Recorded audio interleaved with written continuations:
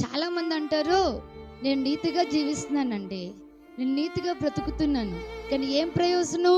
కొన్ని మాటలు నేను పడాల్సి వస్తుంది, కొన్ని అవమానాలు పడాల్సి వస్తుంది, కొన్ని అవినీతిగా ఉన్న వాళ్ళ పనే బాగుంది నాకంటే అని తలంచిన వారు ఇక్కడ లేరా? ఎప్పుడైనా అలా అనుకున్నారా? అయితే దేవుడు ఏమంటున్నాడు తెలుసా? నీ నీతిని వెలుగు వెల్లడి అవునట్లుగా ఒక రోజున ఖచ్చితంగా దేవుడు ఏం చేస్తాడు తెలుసా?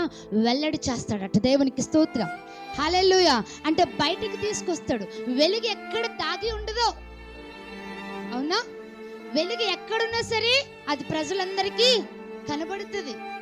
వెలుగు ఎక్కడున్నా, ఎంత దూరాన్ని ఉన్నా సరే అది ఏం చేస్తుంది తెలుసా? కనబడుతుంది.